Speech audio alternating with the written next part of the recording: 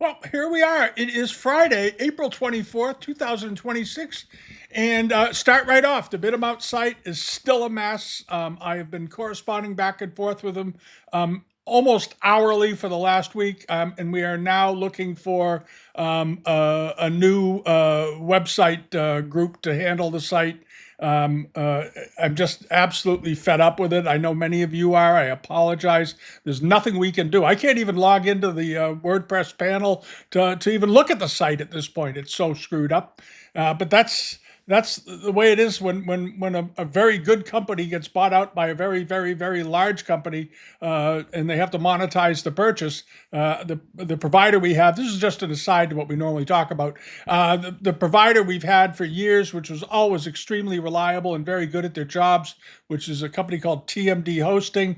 They were bought out, I've learned, last fall by a company called Global Hosting. And we all know if you're familiar with websites, there has been this vacuum cleaner effect of large companies going around buying up all the small website providers, the way HostGator's owners did years ago. HostGator is now owned by a company that owns a dozen other web providers, and that's what we're dealing with now. I am extremely discouraged, but we will get through it. I promise you.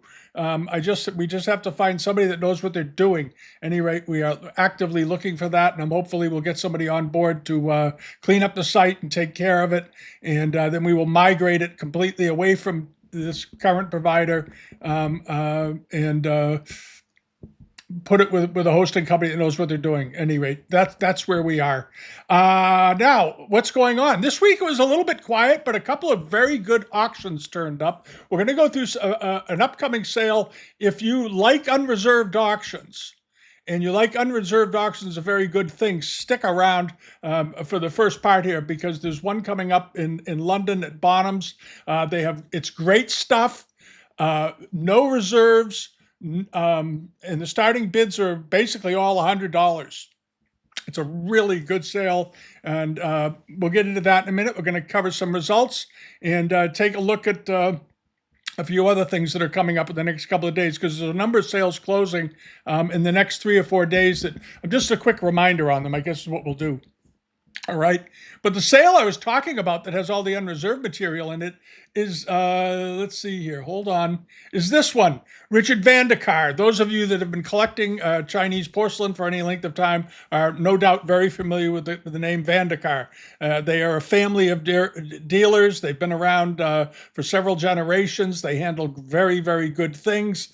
And as it says, third generation London dealer. And there's some wonderful objects in this sale, and I want you to really pay attention to this, because they're all very good. Nearly a very large percentage of them. Some of them are some Japanese things in here too, so stick around for those. But there are a number of very fine Kangxi and Yongzheng enamel pieces. So if you're a Yongzheng enamel collector, or you like Kangxi wares, stick around. And if you look at the listing here, if you go to Bonhams, you'll see they're all identified: Yongzheng,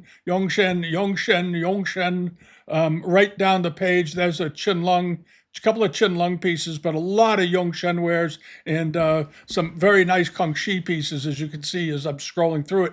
And we're going to go through some of the lots. Now, this is an online only sale, and it's going to start, the bidding starts on May 8th through the 18th of May. As I said the other day on the video, with the other video we did on the Asian art sale at Bonhams, they have about 4 or 5 auctions coming up in this time period. They all look very good. And they range in size. The biggest sale has about 400 lots in it. This sale has about 115 or 20 lots in it. And there's another one, a smaller collection, a family collection that's coming up, which looks very good as well. But we're going to focus on this for right now, because I think there's an opportunity here. If I ever said in the past, carpet bomb this sale with bids, this is the auction to do it in, because it looks like nearly every lot starts at $100. Which is awfully encouraging. They're right here, starting bid, or 100 pounds rather. That's about $120. It's all very reasonable. And starting right here with this is one of the prettiest Yongzheng dishes I've seen in a long time. Very attractive, extremely finely painted, measures a little over 8 inches in diameter, but the quality of the work is exceptional. The quality of the work is exceptional, as is the condition. Condition. This looks like a really, really fine plate. I can't find anything wrong with it. I don't see anything. There's a tiny nick on the bottom right there, about a $25 fix at your local ceramic shop. But other than that, there's nothing, no hairlines, there's no significant breaks or anything. It's a very, very pretty dish. It's got very nice Yongzheng Famille Rose enamels in it. I love the reticulated flower vase they put in here with these open panels. Very, very nice. And they got a good picture of the back. They did include pictures of the back. That's what it should look like. All right. And it looks like there's a hairline on the bottom, but who cares?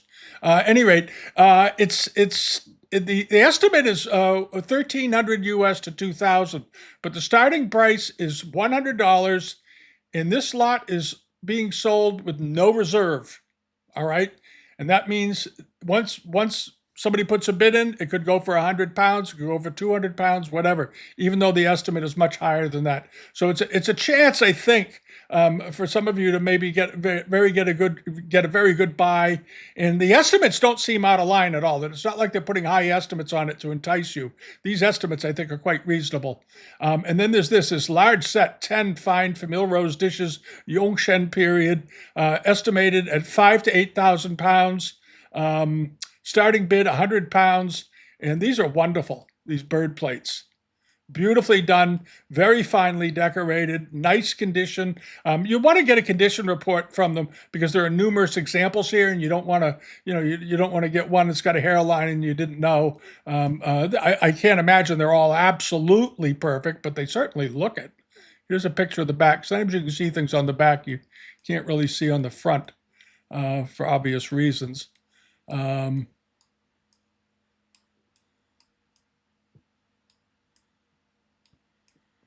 Tiny little back frits here. That's nothing.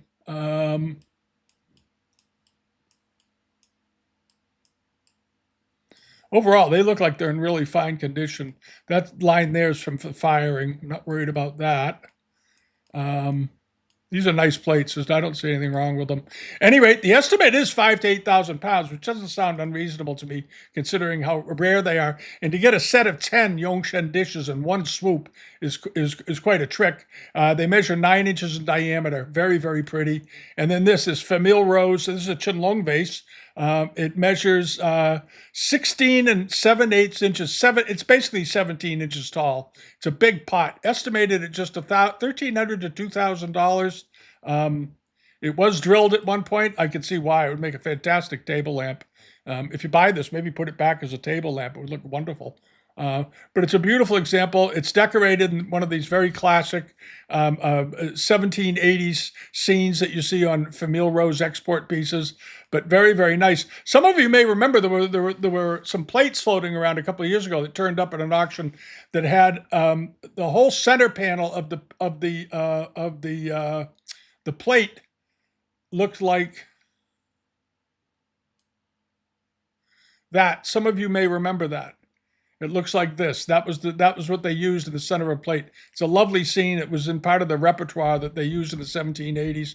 Anyway, this is a very nice very nice vase, even with the hole in the bottom. It shouldn't discourage you. It's very big. What's the sticker say on here? Sir Stephen Aitchison collection. There you go. It's got an old collection sticker on it. I'm sure it's legit because of who the dealer is here. The foot rim on it looks great. 1780s. How are they? They're probably just dating it as Qianlong. Yeah, just Qianlong. But it's very nice. 1,000 to 1,500 pounds, or $1,300 to $2,000 US. Starting price $100. No reserve. Here's another one. No reserve. $1,500 to $2,000. 2,000 pounds, or $2,000 to $2,700 US. This is a pretty good sized plate. It's 16 inches in diameter, powder blue ground, obviously, around the sides, and then Femi-Vert decoration in the middle. Quite nicely done. Very nice, very almost lightish, sort of translucent enamels on this. I think it's very nice. It's there's a Theoden here on the ground with a phoenix ascending upon him, and then you have all these nice little cartouches around the sides with flowers and in groupings of precious objects. It's a very nice looking dish. And again, it's not a dish; it's a charger. This is a big piece of porcelain, and I don't think $2,000 to $2,700 is unreasonable for it, but I certainly think $100 is grounds for hope. You might get a shot. And this is something we've talked about in the past. These unreserved or low estimates or low starting price, these kinds of sales. I think you're going to start seeing more of these because I think people who are holding collections are starting to recognize that is what the market expects. The market does not buy or find itself attracted to sky-high estimates and that are often unreasonable, the way they did a few years ago. Back 8 or 9 years ago, you put any estimate you want on things that seemed to got there. Today, that's a very different market. You want to have pricing. The auction houses know they want to have pricing that's enticing to the buyer, something that'll bring the buyers into the tent, so to speak, to participate in the sale. That's the main objective. So they're getting people that are smart, and the Navdekars are smart dealers. They've been around forever, and if you've been a dealer for a long time, you know the psychology of the market, and the psychology of the market is you got to get them engaged. You got to get people engaged so they place bids. Once a person places a bid on an object, a sense of ownership sort of washes over them. Now they begin to think of the piece as their object. This is my pair of vases, for example. They'll say to themselves, and once they have a bid on it, they're going to fight to keep it. And that's the strategy that these auction houses want. They want you to get involved. They want you to fall in love with the idea of purchasing a piece. And you're going to be more inclined to do it if the estimate looks very reasonable, or better yet, the estimate is not only reasonable, but there's no reserve. And that's what we're seeing here. Now you have these very nice pair of Kangxi period guglets. There we go. And these are wonderfully colored, and they're not too heavily decorated. They're femme-vert, of course, but you have this sort of, I think, what kind of fruit that is? Looks like a pear. I don't know. Did they describe what kind of fruit it was? It's a pear-shaped vase, not cynical vases, inverted rims, 3 leaf-shaped panels. They think those are leaf-shaped panels. They don't look very leaf-shaped to me, but I guess that's good enough. Anyway, these are very nice. It's a very well-known form and type, but you don't see many of these in this color palette from the Kangxi period. And the porcelain you can see is snow white. It's a very white porcelain. They look very, very nice, and the colors are very nice and clean all the way around. I still think this looks more like some sort of fruit than a leaf, but that's just me. 1,000 to 1,500 pounds, or $1,300 to $2,000 US, $100. Starting bid, no reserve. And these are 10 inches tall. It's funny, in the picture, they look smaller. They're actually 10 inches in height. Initially, when I saw these, I was thinking, they're 6 or 7 inches. No, they're about a third bigger than that. They look lovely on a nice bookcase. All right, and then you have this really nice Kangxi vase. It's a rouleau form vase. And is this been cut down at all? Yeah, this one looks like it was trimmed at the top. Right up in here. You can check with them, but I'm pretty sure that's been cut, unless this was a jar originally, and it doesn't look like a jar form to me. But the decoration on the outside of it's really pretty. Maybe it was made that way. The more I'm looking at it. Yeah, because it's okay. Yeah, this was made this way because you can see on the inside where the glaze stops just short of the rim. So this had some sort of cover on it. That's interesting. This wasn't cut down. This was, and you can see this bevel that pops off the side, goes up, goes back in, and the inside rim here is unglazed, but below it appears to be a different color. That usually indicates this is where a lid would go. Check with Bonhams about that if you like this vase. I think it's pretty nice. It's very nice decoration. The estimate is 5,000 to 8,000 pounds, or 6,700 to 11,000 US, and the starting price is only $100, so you got nothing to lose. But it's pretty good size, 15 inches in height. That's right. It's a good sized pot. I'd be really curious to know their thoughts on whether that was cut or not. All right, and then over to this, a large group of Famille Rose porcelain, Yongzheng period. These are all very pretty. It's a nice little grouping. 1,000 to 1,500 pounds. There they are. And so they're very classic. You have the rooster dish, which we've seen. I've seen these rooster dishes in the past by themselves sell for $1,000. And then you have the peacock dish over here, and you've got another one with the facets with the lotus flower in the center. And what else is on here? Pair of rooster vases, little garniture vases, a couple of nice pink cups. You've got a covered jar with Femme Noir. Another one with the pheasants on it.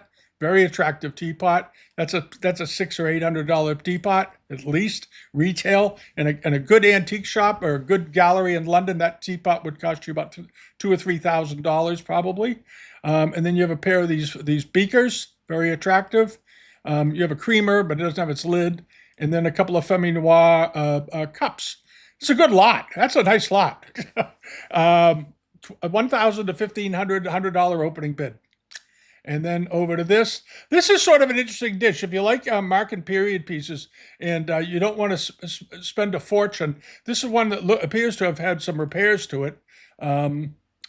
Continued refinement in porcelain. They did some nice pieces. It got a very pleasing color, and it looks like it has kintsugi repairs, maybe gilt repairs. Yeah, down inside the bowl. And I know some of you collect bowls that have kintsugi repairs to it. So here's one, and it's a very nice Kangxi Ming period egg yolk yellow bowl. How big is it? About 5.5 inches or something. It's bigger, 7.25-inch bowl. This is a big one. It's the second big yellow bowl we've seen this week. Remember, there was the other one that was 10 inches that's coming up I think it's in the other Bonham sale, isn't it? But this is very attractive. 4,000 to 6,000 pounds, $100 opening bid, no reserves. And then there's the robe. They have a couple of good robes in here and some other silks. There's also some other things, but this is a nice looking robe. And I think the estimate on this looks low. I'm not sure why they gave it such a low estimate. 1,500 to 2,000 pounds slate ching robe. There's nothing in here other than it's unreserved. This is a very attractive robe. Nice ground color. Beautifully done dragon. I don't see any damage to it. The lining looks good. Cuffs look okay. It's a nice robe. I don't know. I think it's going to do better than the estimate. If it goes for that estimate, you got a steal on your hands. The high estimate in English is in American currency, because the Brits do speak English, as we all know. Anyway, $2,700 US. I think that's a very reasonable estimate. But again, if you're a silk buyer and you want to take a shot at it, go ahead, $100. And these cost nothing to ship. They fold them up and they can put them in a tiny box and get it to you. You're going to have the duty issue, but that's the way it is. But on the Japanese stuff, you won't have as big a duty issue because it's Japanese make. Is this now? The other day there was that Shibayama tray we talked about that was so pretty. Well, here's another pair of them. And these are let's see, how big are these? They're pretty good size, I think, aren't they? 10 by 32 centimeters. 10 by 12. It looks like they're about 10 by 12 inches each. Really fine though, and it's a pair. Finding pairs of Shibayama trays is extremely unusual. These are rather exquisite in their decoration, and I particularly like the contrasting in the lacquer tones going around the outside with the fans and all this, and then in the center you have the Shibayama work with all this very fine mother of pearl and whatnot with these birds up here. Is this one down below is a parrot? Nice, softly done colors, very, very delicately done. Just excellent. It looks excellent all the way around. The estimate is 8,000 to 12,000 pounds, but $100 opening bid and no reserve. So it's nice of them to tell you, but this is the kind of thing you know if you're a lacquer collector and you love Japanese works of art, you want to take a shot at these because you might get yourself, even if they go for even if they go for the low estimate, it's a pretty good buy. But I don't know if they'll get there. We'll see. But it's the kind of thing you want to leave a bid on.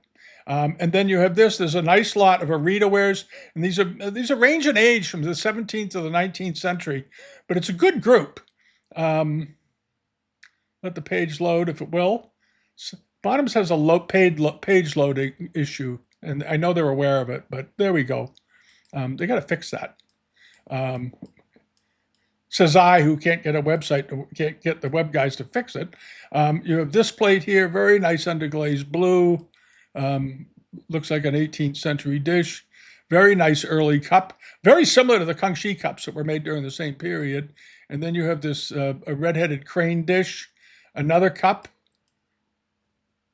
a creamer, Japanese Arita, very early. Nice 17th century teapot with the big overhead handle on it. Very attractive grouping. And the estimate for the whole lot is just 600 to 800 pounds with the $100 opening bid. This is a good lot. If you like Japanese Arita, this is sort of an interesting one. And what's this plate in the middle? What's this? Looks like a Meiji period textile pattern plate where they use little squares, so they put them on there. It does have a gold lacquer repair right at the top. So one of the pieces has an obvious lacquer repair, but the other pieces look absolutely fine.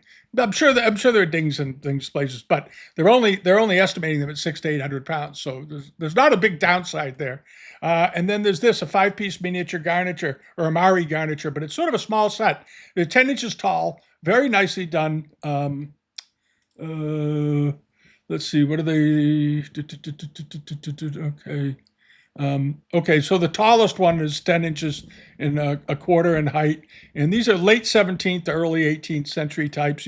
We've seen them before, but this is a nice one. It's a full set. Today you see the jars fairly often, or you see the little sleeve vases, the beaker vases fairly often, but you rarely see a whole set of them, a whole set of 5 at once. That's 5 pieces, 10 inches tall for the big pieces, and the estimate is very reasonable, 1,100 to 1,600 US, which is very modest, I think, for these. Given the prices we've seen lately on some early Amari and Narita wares, I think it'll probably do better than that, but we'll see. All right, but it's a sale worth checking out. There's a lot of stuff in here. I can't go through the whole thing. There's 100 and something lots in here, but it's certainly worth the time to take and browse through it over the weekend. See if you don't see something in here that you like. There's a lot of interesting material to pay attention to. Very nice. There's a Champlavet Qianlong Food Lion. I meant to mention this. Hold on. The page up here. This is sort of cute. It's not terribly big. It's about 9 inches tall or something? Yeah, it's 9 inches tall. It's not tiny either, but it's not a big 16-inch food that you could put on your front doorstep. But this is it. The cloisonné work on this is very, very fine. It looks like it was a lamp or something. I don't know what that is on his back. You'd have to ask about that. But the workmanship is very, very good. Always look at the workmanship first. This is very nice work all the way around. And the estimate on it, I think, is pretty reasonable, 1,000 to 1,500 pounds. It's pretty good size, about that big. Worth checking out, absolutely. All right. So now, after we do that, let's take a look and see some results from the last week. There was a good sale. Freeman's had their sale, as many of you know. I know a number of you were bidding there, and we're going to go through some of those prices and a few others, and then we're going to get down to something else. All right. This is a reminder. Wait a minute. These aren't the results. Okay, the results are coming up.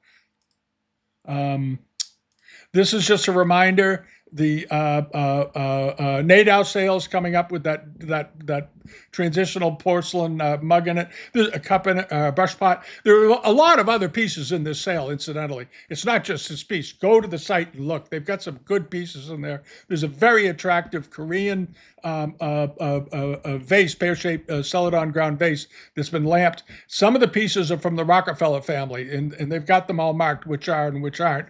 But the Rockefellers had some pretty good pieces, as many of you know, and they're a longtime Chinese porcelain family of collectors. They go to the Met Museum and see part of their old collection. Anyway, this is up to 5,500 already. I think it's going to do very well. It's got 154 watchers, so that'll be kind of fun to see how it does. And then this is just a reminder that the sale at Solus is coming up. This is the one with the baskets we covered earlier this week. The sale is coming up in a couple of days on the 26th on Sunday. And then this is the Freeman sale on the 28th. They've got some very nice China trade pieces in there. They've got some big tureens. It's some really fine Fitzhugh wares. And they have this tray, which I absolutely love. I think this is a wonderful piece of porcelain.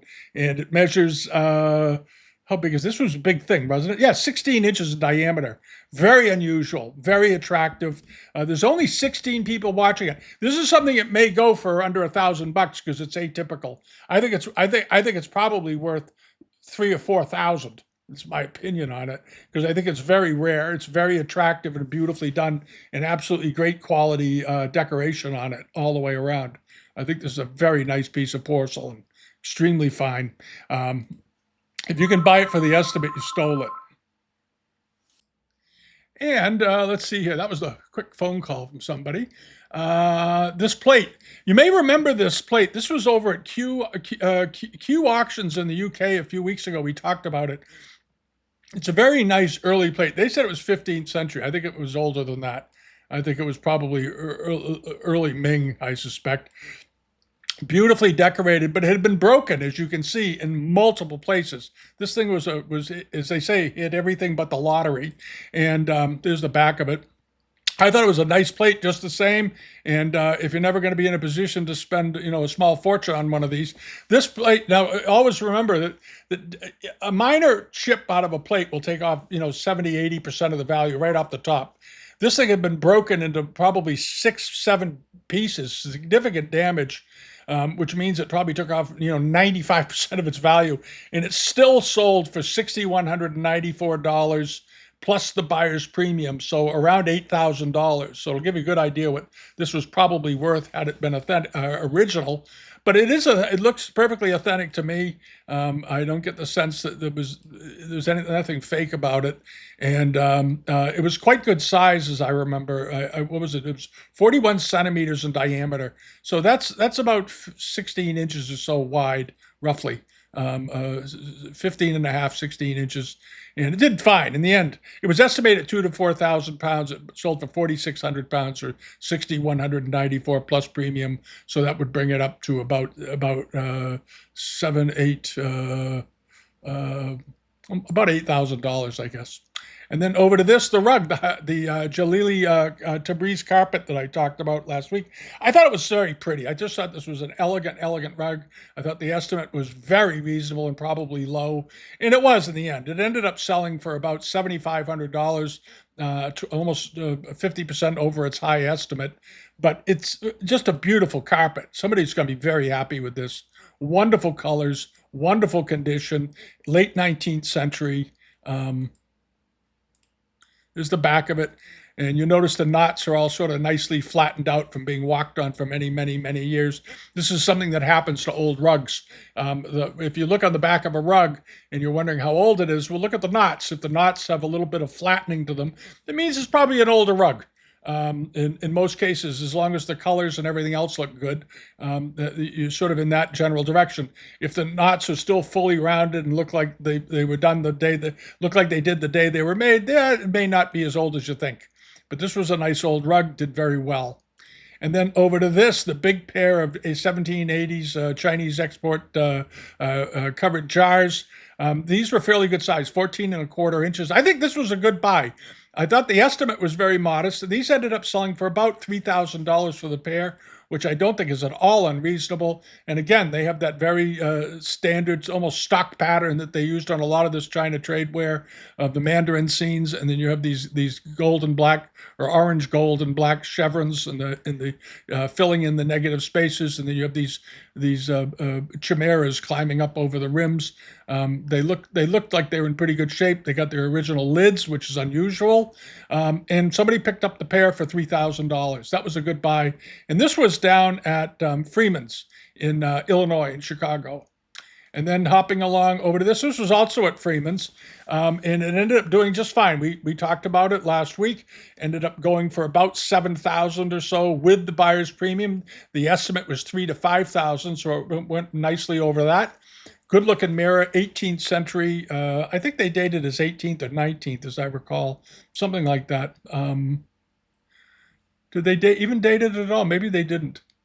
Oh, there it is, 18th or 19th century. I don't think it was. I think this was pretty solidly an 18th century mirror, judging by the quality of the work, the color, the frame, the way it's composed, these giant lotuses on it. Much more typical, I think, of 18th century than 19th. And then over to this Freeman's online sale. This was that Asian art sale they had earlier this week. It did fine. The sale did good. There were some good buys. There were some strong prices overall. I think it was good. This was a nice looking cup. We talked about it before the sale. Ended up going for $8.50 plus premium, so it sold pretty much smack dab in the center of the estimate. There it is. That was a nice looking Song Dynasty bowl. I don't have any problem with that date. And most of these bowls in this form, as many of you know, are done in that very dark brown iron glaze or the oil spot glaze or the hare's fur glaze. This is just a simple tan colored glaze, but I think it's pretty. I think it's just a very attractive a piece of pottery. Nicely done. The bottom of it looked absolutely fine as far as I was concerned. Here's the base of it. Got good age to it all the way around, as far as I can tell. And I like this thick lip of glaze that pooled up here on the bottom. That's rather strong. I think that was a nice part of it. And then over to this, the Jinghua Zhenpen marked Qing Dynasty bowl. These were predominantly made. Many of the ones you see typically turn up, having been done in the Guangxu period. There's the inside of it. The outside of it. And I thought the estimate was very low. The decoration on this is quite dazzling. Very, very attractive. And you'll see this mark occasionally. It's a fairly unusual mark. You don't see it all that often. And I think it was a good buy. It measured about, what was it, about 6 inches, 5¼ inches in diameter. It was estimated at 600 to 800, which is we talked about we thought was a bit low. And in the end, it did very well. It brought over 2,000. So it brought 2.5 times its high estimate, which isn't a big surprise. As I said, I think Ben gives things a modest estimate, encouraged some competition for the piece, and it was very successful. I ended up with 42 watchers before it sold. And then hopping along over to this, that lovely pair of elephants with famille rose, early 19th century. Here they are. These are nice looking candle holders. I like the elephants. I like elephants in animal forms very much, as a lot of you know. I think they just make interesting subject matter. And these were fairly good size, 6 by 7 inches, six inches high, 7 inches long. And they ended up going for about the high estimate with the premium, just about 3/3 times 9 to 270. About $1,170, right under the high estimate. I think that was a good buy, though. I think these right now in the market are a relative bargain. And then over to this, that beautiful piece of coral we talked about. The estimate was very modest, $1,000 to $2,000. And as anticipated, it ended up going way over that, coming in at around $5,700, $5,800 with the buyer's premium, about a little over, almost 3 times its high estimate. But the color of the coral was very nice. The subject matter was quite unusual. You do see these boats carved in China, but often they're done in jade more often than they're done in coral. And this is a late 19th century piece of coral. A lot of the coral on the market is Republic period or so, or 1920s, or sometimes they just call it early 20th century. This is a very, very attractive one, and it did very well, but it deserved it. It deserved it. It was a nice piece of work, good piece of art. And then the big lacquer box that was so attractive. Again, we talked about it because it seemed like an awfully great value for just $800 to $1,200. And here it is. The polish of the lacquer is very, very good. The hardware looked good, and it looked like it was in very nice condition. The base, no damage along the bottom edge of the base to worry about, because they often get chips and dings and nicks from being put down a little bit too hard. Here's a front view of it. Nice quality all the way over. I love the way they did the mountains across the top in the background. It gives it a nice sense of depth. And then you have the Lohans in the foreground, or scholars with young students, and taking them through and teaching them in the field, as they say, classes. There it is with the doors open. There's the bottom of it. And in the end, it did great. It brought $3,250 plus premium, or around $4,100 or so, roughly, against the $1,200 estimate. So it sold for over 3 times its high estimate. But I'm not surprised. I think that estimate again was one to encourage competition. I'm sure Ben thought it would bring more. I suspect Ben probably knew it would bring what it brought, but you never know. And then again, we're back down to over to the Japanese blue and white pieces. This was estimated at $500 to $700, but these Arita pieces have been getting increasingly interesting to collectors. This is a 17th century example. It's very nicely done. It had a small bit of damage around the mouth, as I recall, around the rim somewhere. It was tiny right there. There's a little nick. And I don't know if there was a line with that or not. I don't think so. But anyway, this was a nice piece of Arita. And the decoration on this, with the way these figures are drawn, is a very well-known style that you often see on 17th century Arita pieces. And even if you wait early 18th, but not that much. But on late 17th, you do see it with these they look like they're wearing baseball hats. It's very, very nice. And it ended up going for 18 plus premium, or around $2,400, or roughly 3.5 times its high estimate. But again, not a surprise, because Japanese things have been doing better and better and better all the time. So we'll see. We'll see how it goes. And then the painting of the Japanese Edo school painting of Parinirvana, this is the moment of his death, going to nirvana, and all the figures around to be with him when he goes, and animals from the natural world are hanging out with him, and here are the heavens above waiting for him to come up. And it's an absolutely lovely painting, and a nice piece of Edo school work. Estimated at 500 to 700, ended up going for about 1,800, 1,700. Again, well over its estimate, but not a surprise. I think it's a beautiful piece of work, and I think it's deserving. And the size was pretty good. The size was 58 by 42. That's a nice big picture. That's a good big picture to put on a living room wall or a dining room. It look great. These kinds of things look fantastic displayed on a wall in a home. They just really do. Same with screens. The Japanese stuff is so underappreciated right now. I hope you're buying some because down the road you're going to maybe want it, and you're going to end up paying 5 times as much to get it. Buy it now while it's cheap, because right now it still is relatively inexpensive compared to the Chinese market and so forth. So keep that in mind. All right, and that sort of covers it for the week. Like I said, there was the market's a little bit quiet right now here in the U.S. There's a few things coming along, and we'll get them up as soon as they do. We'll probably do another video on some of the other Bonham sales that are coming up. We'll try to get some of the Sotheby's stuff in the next few days, and see what else is going on in the market. But that seems it. But I think the Navdekar sale in London looks like a real opportunity to get some great things. And you're in that old-fashioned, the old-fashioned auction world of unreserved starting prices. Wherever the audience wants it, is sort of what they're doing it. And that's how we used to sell at auctions. We would hold up a piece and try to get a starting bid of $1,000. We'd drop it to 200. 200 is bid, and go from there.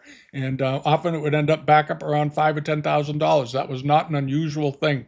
But the audience has to get you there. And this is, I think what they're doing with the Navdekar sale is smart. All right. Have a wonderful weekend. Subscribe here if you haven't so far. Leave a comment. Join us on Patreon. And we're working on the website. We're hopefully, as soon as I get done with this video today, I'm going to start looking around for somebody that can come in and take care of it, because I can no longer wait for this outfit in Florida, despite their promises, because I don't think they're up to it. All right. That's been my week. Have a wonderful rest of your day, and thanks for watching. Bye-bye.